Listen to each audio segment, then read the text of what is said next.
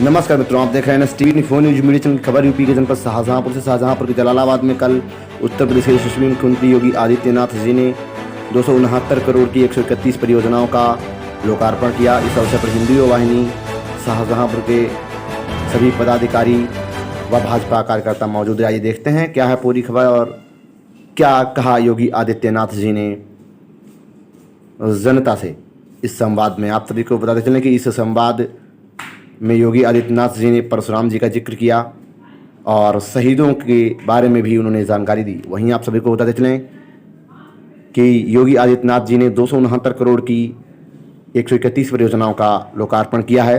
इसमें हिंदू वाहिनी के जिला अध्यक्ष स्वप्न शर्मा, जिला संयोजक आईटी प्रकोष्ठ अभिषेक प्रताप सिंह सूर्यवंशी, जिला प्रभारी अनुपम सिंह, जिला उपाध्यक्ष राघवेंद्र सिंह, जिला महामंत्री निर्जर सिंह सहित तमाम हिंदू युवा वाहिनी कार्यकर्ता व भारतीय जनता पार्टी के जिला अध्यक्ष सहित सैकड़ों कार्यकर्ता मौजूद रहे। देखते हैं पूरी खबर। सहयोगी संवाददाता आनंद सिंह बाबी के मौर्य के साथ बेहतरीन खबरों के लिए बने रहिए हमारे NSTV डिजिटल मीडिया नेटवर्क पर। आइए देखते हैं क्या कहा मुख्यमंत्री जी ने।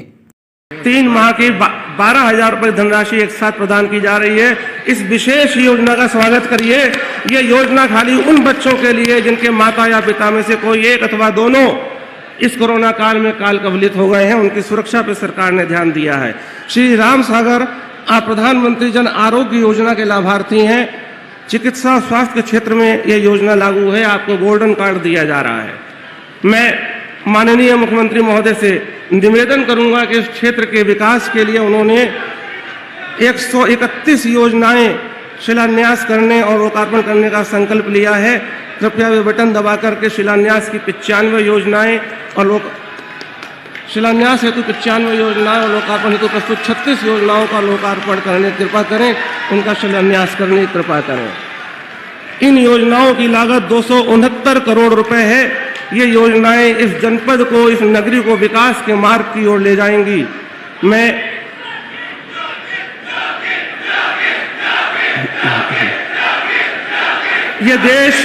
ये देश साधु संतों का देश है। ये उत्तर प्रदेश का गौरव है कि उन्हें एक संत के रूप में मुख्यमंत्री मिला है, जो धर्म के आधार पर काम कर रहा है, न्यायप्रियता के आधार पर काम कर रहा है और लोगों के बीच, युवाओं के बीच उनकी लोकप्रियता बताती है कि एक बार पुनः योगी चाहिए। मुख्यमंत्री के रूप में यदि कोई चाहिए तो सिर्फ योगी ही चाहिए। मैं इस आह्वान के साथ माननीय मुख्यमंत्री महोदय को आमंत्रित करता हूं कि कृपया वो अपना आशीर्वाद हम सबको देने की कृपा करें।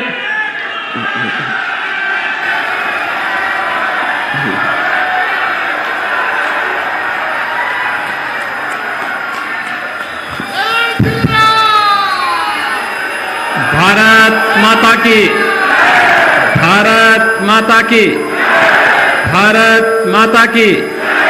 वंदे वंदे वंदे।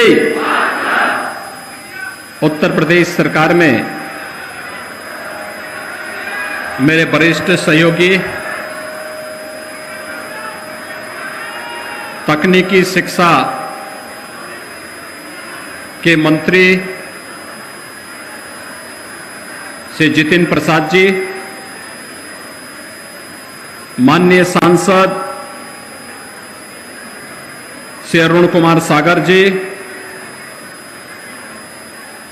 लोकप्रिय विधायक श्री रोशनलाल वर्मा जी, श्री वीर विक्रम सिंह जी,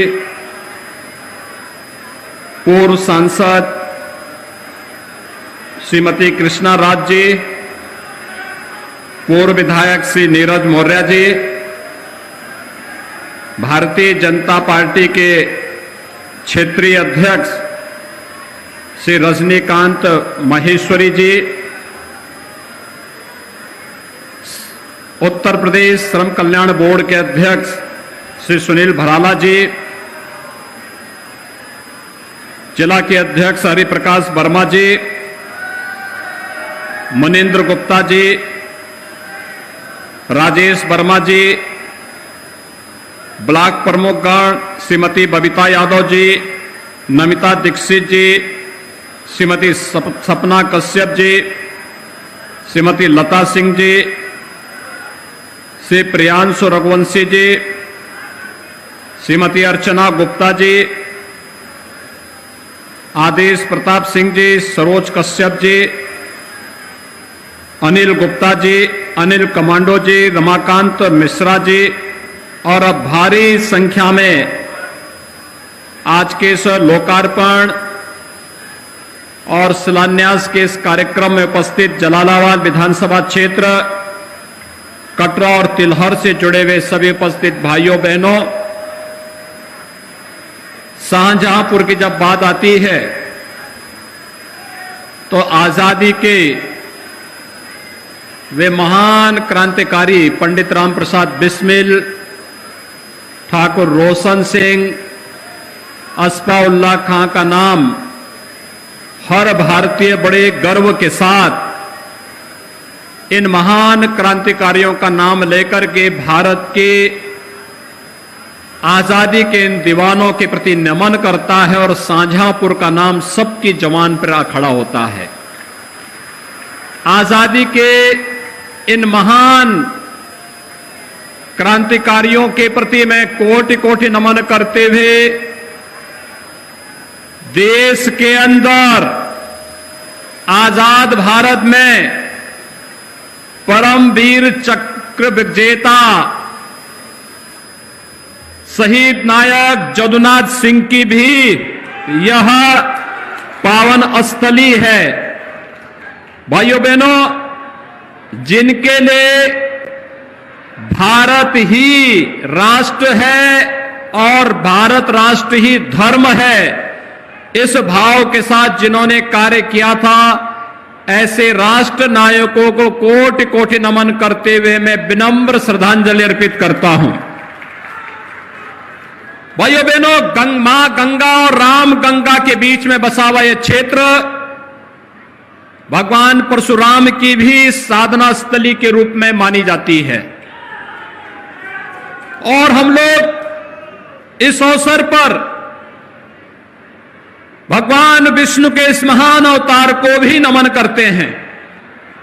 भाइयों बहनों, ये मान्यता है कि यहां पर पटना देवकली का सुप्रसिद्ध शिव मंदिर यहां की उस परंपरा का प्रतिनिधित्व करता है जो दैत्य गुरु शुक्राचार्य की पवन साधनी साधना स्थली के रूप में विख्यात रहा है और कहते हैं कि यहां पर की गई तपस्या सदैव फलीभूत होती है और उसी पवित्र स्थल को पर्यटन विकास की दिशा से आगे बढ़ाने के लिए सरकार पूरी प्रतिबद्धता के साथ कार्य करने के लिए आज यहां पर उपस्थित हुई है। भाइयों बहनों, मुझे आज जब हम लोग यहां पर एकत्र हुए हैं, मैं 2017 में भी आया था यहां पर श्री मनोज कश्यप के चुनाव प्रचार के दौरान।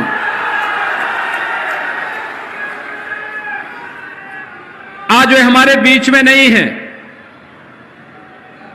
लेकिन उनका जो जारूपन, उनका तेवर समाज के वंचितों के लिए, दबे कुचले लोगों के लिए उनका संघर्ष सदैव याद किया जाएगा। मैं इस अवसर पर स्वर्गीय श्री मनोज कश्यप को विनम्र श्रद्धांजलि अर्पित करता हूं। भाइयों बहनों, आज मुझे यहां पर लगभग 270 करोड़ रुपए की लागत से 131 करोड़ रुपए की जलालाबाद, कटरा और तिलहर विधानसभा क्षेत्र की परियोजनाओं के लोकार्पण और शिलान्यास का अवसर अपने माननीय सांसद, प्रदेश सरकार के मंत्री और माननीय विधायकों की उपस्थिति में करने का सौभाग्य प्राप्त हुआ है।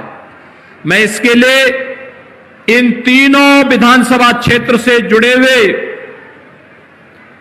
सभी नागरिकों को, आप सभी भाइयों बहनों को मैं हृदय से बधाई देता हूं। आप सबके प्रति मैं अपनी शुभकामनाएं भी देता हूं।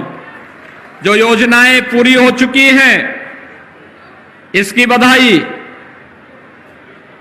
ये योजनाएं आपके लिए कल्याणकारी हो, इस बात की कामना के साथ जो योजनाओं का शिलान्यास हो रहा है, प्रशासन से अपेक्षा है कि कार्यदायी संस्थाएं समयबद्ध तरीके से मानक की गुणवत्ता को बनाए रखते हुए इन कार्यक्रमों को पूरा कर लें, इस विश्वास के साथ कि जिससे आने वाले समय में इन योजनाओं का लाभ भी जलालाबाद, कटरा और तिलहर विधानसभा क्षेत्र की जनता को प्राप्त हो सके।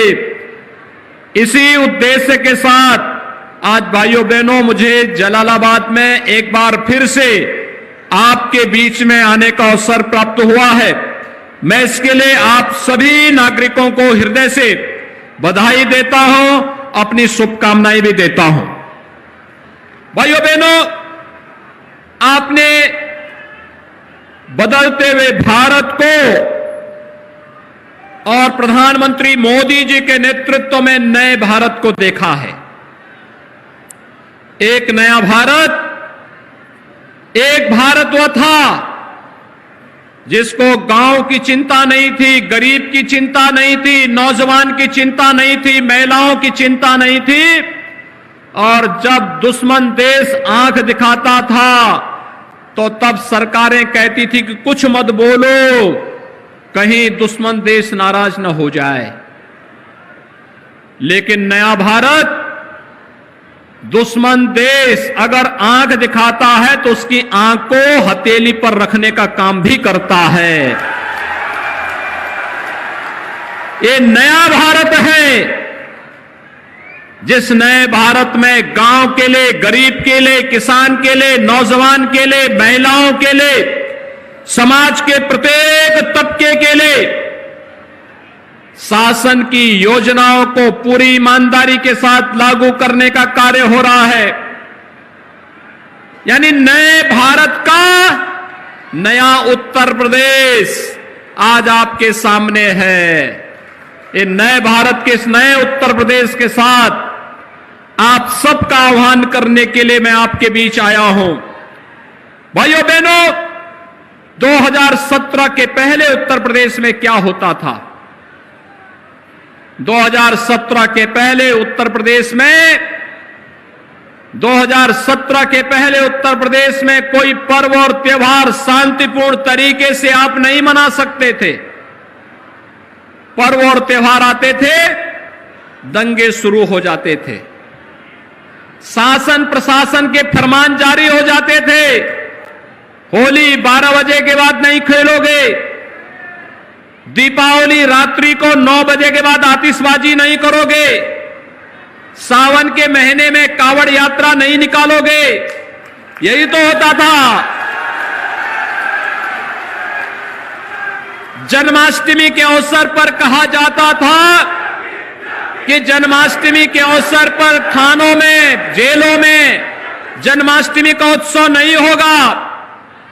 और अयोध्या जाने में तो लोग ऐसे घबराते थे जैसे कि अयोध्या जाने से न जाने क्या हो जाएगा। लेकिन आज आपने देखा होगा पर्व और त्योहार कितने शांतिपूर्ण तरीके से संपन्न हो रहे हैं। कोई दंगा नहीं। 4.5 वर्ष में कोई दंगा देखा? कोई दंगा नहीं। प्रदेश के अंदर 4.5 वर्ष के अंदर आपने देखा होगा कोई आतंकी वारदात भी नहीं। बड़े बड़े आयोजन हुए, प्रयागराज में कुंभ हुआ, लोकसभा का चुनाव हुआ, अभी हाल ही में पंचायत चुनाव हुए। मैं देख रहा था हमारे सभी ब्लॉक प्रमुखगण आए हैं, जिला पंचायत के अध्यक्ष आए हैं। आपने भारतीय जनता पार्टी को जिला पंचायत अध्यक्ष और तमाम ब्लॉक प्रमुख जितवाए हैं, इसके लिए मैं आप सबको बधाई देता हूं और धन्यवाद भी देता हूं। लेकिन भाइयों बहनों, बड़े से बड़े आयोजन हो रहे हैं, कोई दंगा नहीं, कोई फसाद नहीं, कोई कर्फ्यू नहीं, कोई रोक नहीं। आप दीपावली मनाइए, आनंद के साथ मनाइए। आप होली मनाइए, आनंद के साथ मनाइए।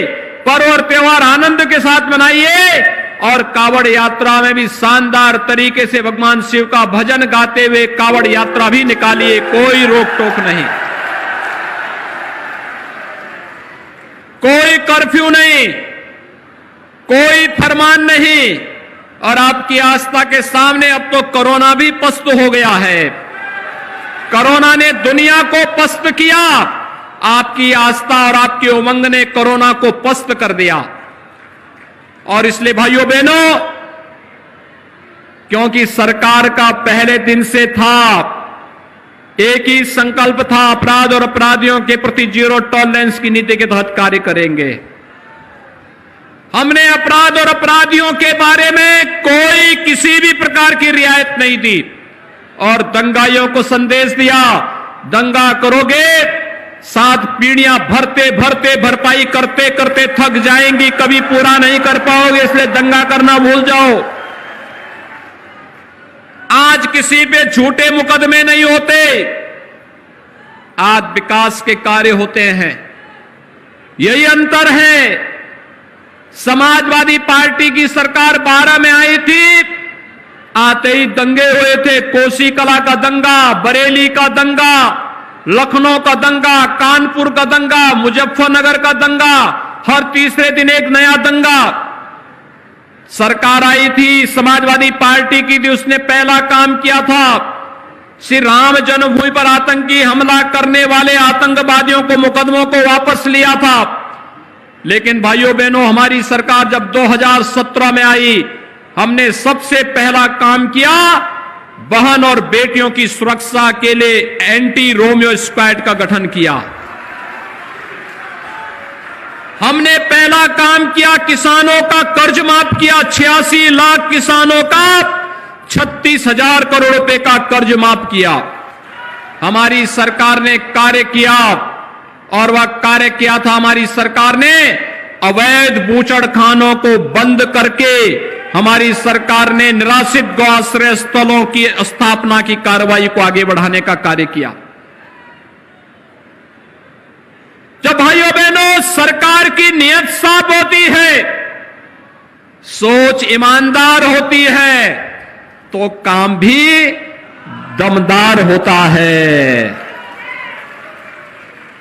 यानी नीयत साफ होती है, सोच ईमानदार होती है, तो काम भी दमदार होता है। और ये दमदार कार्य आज प्रदेश के अंदर आपको दिखाई दे रहा होगा।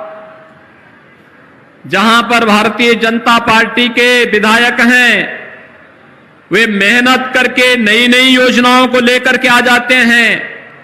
कोई पॉलिटेक्निक बनाता है, कोई डिग्री कॉलेज बनाता है, कोई इंटर कॉलेज बनाता है, कोई मेडिकल कॉलेज बनाता है, कोई हॉस्पिटल लेकर के आता है, कोई आईटीआई और स्किल डेवलपमेंट का सेंटर लेके आता है, कोई उद्योग लेकर के आता है, कोई पर्यटन केंद्र के रूप में विकसित करने के लिए पैसा लेके आता है। जहां पर भारतीय जनता पार्टी के सरकार में कोई विधायक नहीं, भाइयों बहनों, वहां पर सपा, बसपा, कांग्रेस के विधायकों में विकास के प्रति रुचि है ही नहीं। वे तो केवल अपने आप तक सीमित हैं। उनके लिए प्रदेश परिवार नहीं है, उनके लिए अपना और अपना परिवार ही प्रदेश है, उससे बाहर सोच ही नहीं है। और भारतीय जनता पार्टी के लिए, प्रधानमंत्री मोदी जी के लिए पूरा भारत परिवार है और हमारे लिए पूरा उत्तर प्रदेश की 25 करोड़ जनता ही परिवार है। उन सबके कल्याण के लिए कार्य करना, उन सबके उत्थान के लिए कार्य करना और उन सबके खुशहाली के लिए कार्य करना। इसलिए विकास की इन परियोजनाओं को एक एक करके आगे बढ़ाने का कार्य हुआ है। याद करिए, हुदहुद चक्रवात आया था 2015 में, और भाइयों बहनों, अप्रैल 2015 में चक्रवात आने के बाद मार्च 2017 तक किसानों का उसका मुआवजा नहीं मिल पाया था। पिछले महीने अतिवृष्टि हुई थी 17 से 19 अक्टूबर के बीच। आज है 9 नवंबर, अब तक हम 5.5 लाख किसानों को उनकी फसल का नुकसान का मुआवजा बांट चुके हैं और हर जिला प्रशासन से कह चुके हैं, जहां भी अन्नदाता किसानों को नुकसान हुआ है उसका तत्काल आकलन करके प्रदेश में भेजो और तत्काल किसानों के खातों में पैसे भेज दो।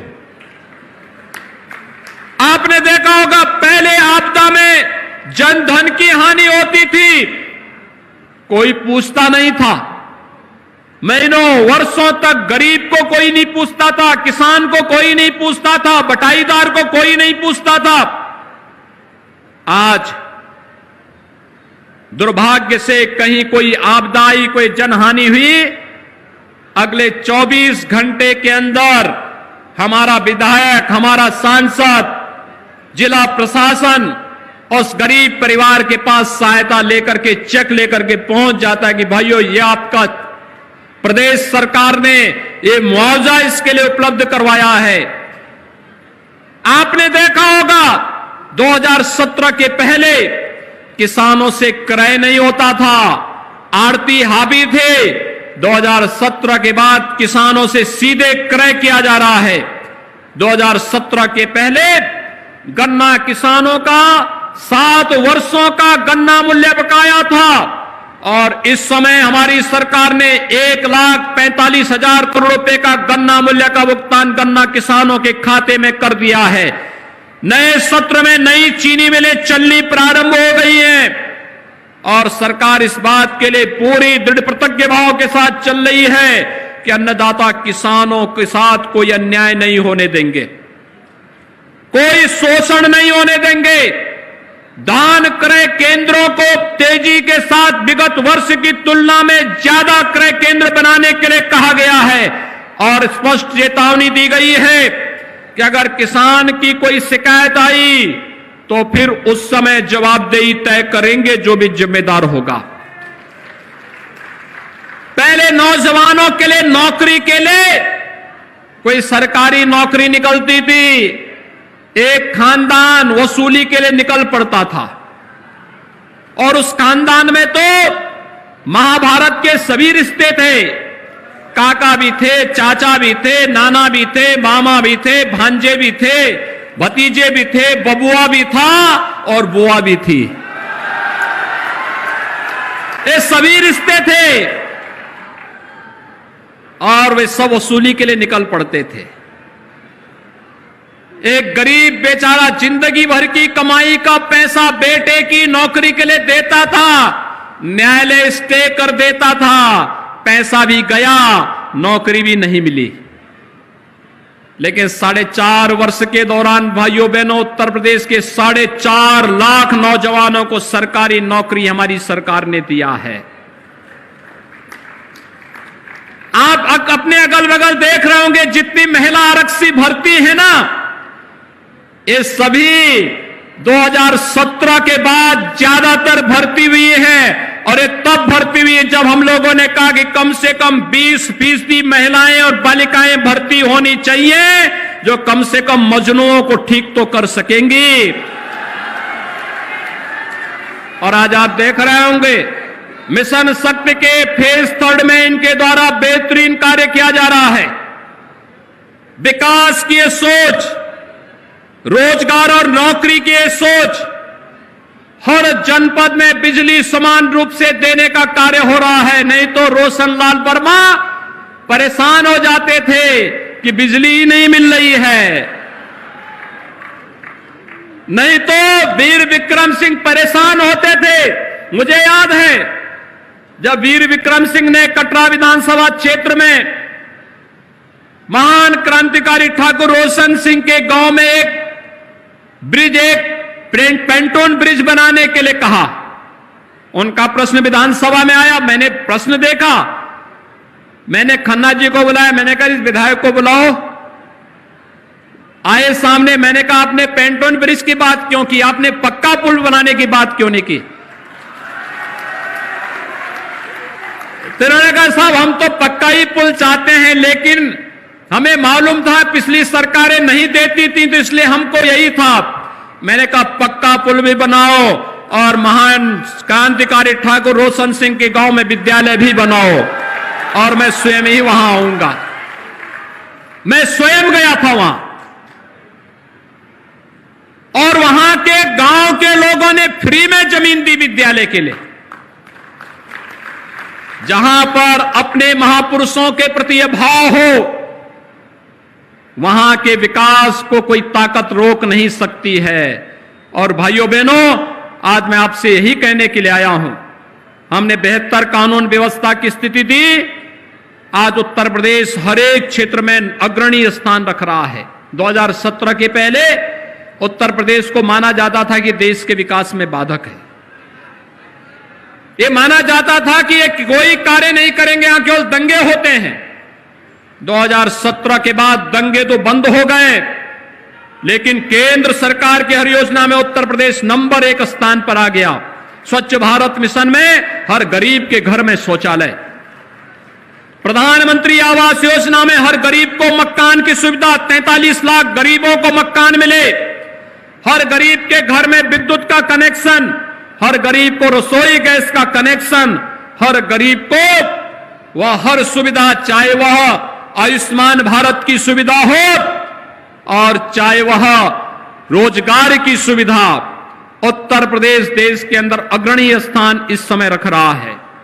1 करोड़ 61 लाख नौजवानों को हमने रोजगार की सुविधा दी और एक जनपद एक उत्पाद योजना के माध्यम से भाइयों बहनों, हर प्रदेश के हस्तशिल्पी कारीगरों को एक जनपद एक उत्पाद और विश्वकर्मा श्रम सम्मान के माध्यम से 60 लाख उद्यमियों को रोजगार और स्वतः रोजगार के साथ जोड़ने का भी कार्य प्रदेश के अंदर हुआ है। और इसीलिए आज हम सब आपके पास आए हैं आपसे कहने के लिए, एक तरफ बिना भेदभाव के विकास की योजनाओं का लाभ हर गांव को, हर गरीब को, हर किसान को, हर नौजवान को, हर महिला को देने के लिए कार्य करने वाली भारतीय जनता पार्टी नेतृत्व की सरकार है। और उससे पहले स्वयं के विकास के लिए कार्य करने वाली सरकार। भाइयों बहनों, अंतर यही है, 2017 के पहले इन योजनाओं का लाभ किसी गरीब को नहीं मिलता था, किसी किसान को नहीं, किसी नौजवान को नहीं, किसी महिला को नहीं मिलता था।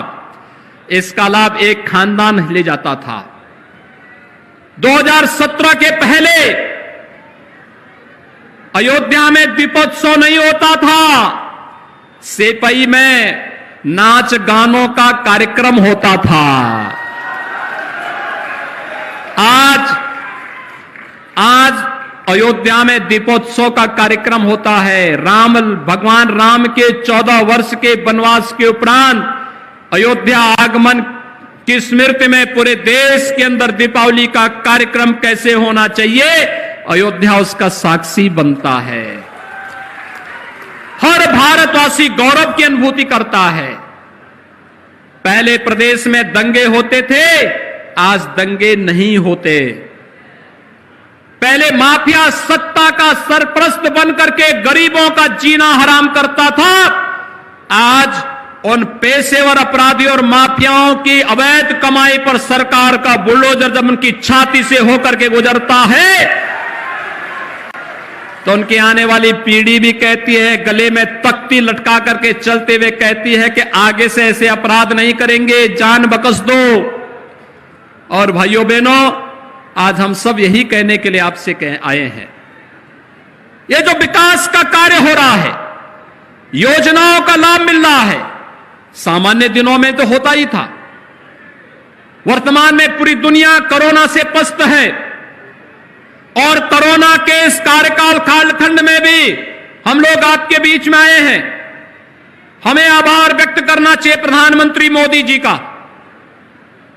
उन्होंने कोरोना कालखंड में फ्री में टेस्ट, फ्री में उपचार, फ्री में अन्न योजना का लाभ और फ्री में मुफ्त में वैक्सीन, सबको वैक्सीन का लाभ दिया। आज उत्तर प्रदेश 13.5 करोड़ लोगों को वैक्सीन की डोज दे चुका होगा।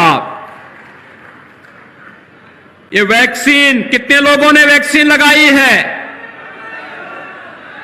वाह भाई, काफी बड़ी संख्या में लगा दी आप तो। मैं आपका अभिनंदन करता हूं और आपसे अपील करता हूं, जिन लोगों ने अभी तक वैक्सीन नहीं लिया है, एक तो उसको प्रेरित करिए, वैक्सीन जरूर ले ले, फ्री में वैक्सीन है।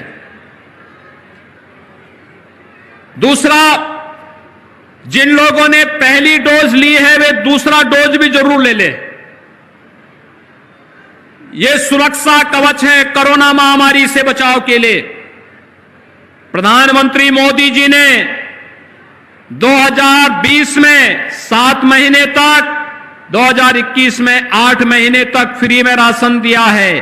होली से दीपावली तक मोदी जी ने राशन दिया है और हमारी सरकार ने तय किया है दीपावली से होली तक हम भी फ्री में राशन देंगे प्रदेश के अंदर। अंत्योदय कार्ड धारक को, अंत्योदय कार्ड धारक 35 किलो खाद्यान्न में गेहूं और चावल मिलेगा, 35 किलो मिलेगा। लेकिन साथ साथ 1 किलो दाल, 1 किलो खाद्य तेल, 1 किलो चीनी और 1 किलो नमक भी हम साथ साथ देंगे। पात्र गृहस्थी के जितने परिवार हैं उन सभी को हर यूनिट पर, अगर एक परिवार में 8 लोग हैं तो उस परिवार को 40 किलो खाद्यान्न, 5 लोग हैं तो 25 किलो खाद्यान्न हर महीने मिलेगा। 1 किलो दाल भी देंगे, 1 किलो खाद्य तेल भी देंगे, 1 किलो नमक भी उस परिवार को उपलब्ध करवाएंगे। 15 करोड़ लोगों को होली तक फ्री में राशन की सुविधा भी सरकार उपलब्ध कराने की घोषणा कर चुकी है। अगले महीने से हर व्यक्ति राशन की दुकान में जाकर के अपना खाद्यान्न जरूर ले ले। भाइयों बहनों, सरकार जब लोक कल्याणकारी कार्य करती है तो जनता को उसका लाभ मिलता भी है। जब सरकार की सोच विकास की होती है तो अब विकास का लाभ दिखता भी है। जैसे आज हम यहां पर आए हैं, यहां पर तमाम परियोजनाओं का, जिसमें प्राथमिक स्वास्थ्य केंद्र हैं, आयुर्वेदिक चिकित्सालय हैं, इंटर कॉलेज हैं, राजकीय इंटर कॉलेज हैं, पशु हॉस्पिटल हैं, पेयजल की स्कीम है और भी तमाम अन्य सड़क, पुल, पुलिया, इन सभी योजनाओं का और हर घर नल योजना के अंदर हर परिवार को शुद्ध पेयजल उपलब्ध करवाने की भी योजनाएं हैं। ये तो 270 करोड़ रुपए की योजनाएं जो इन 3 विधानसभा क्षेत्रों में दी जा रही हैं, ये तो वे योजनाएं हैं जो हमारे विधायक और सांसद के द्वारा लोकार्पित करने के बाद भी जो बच गई थी उन योजनाओं में, जो अभी हाल ही में पूरी हुई हैं। हमने अगर शिलान्यास किया है तो लोकार्पण भी करने के लिए आते हैं। और इसीलिए आज हम सब आपके पास आए हैं आपसे कहने के लिए कि भाइयों बहनों, हम सब वर्तमान में जिस महत्वपूर्ण स्थिति में कार्य कर रहे हैं, उत्तर प्रदेश आज देश का प्रगतिशील राज्यों में अग्रणी भूमिका के साथ कार्य कर रहा है और शाहजहांपुर तो विकास की प्रक्रिया के साथ तेजी के साथ आगे बढ़ा है। हमारी सरकार में 2 मंत्री हैं, खन्ना जी भी हैं, जितिन प्रसाद जी भी हैं, और दोनों लोग कार्य कर रहे हैं। और अब तो गंगा एक्सप्रेस वे भी आपके शाहजहांपुर होते हुए आने जा रही है। यानी अगर आपको प्रयागराज में कुंभ में स्नान करने के लिए जाना होगा तो शाहजहांपुर से मात्र 3-3.5 घंटे में आप प्रयागराज पहुंच जाएंगे जब गंगा एक्सप्रेसवे बन जाएगी। औद्योगिक क्लस्टर भी उसमें बनाएंगे।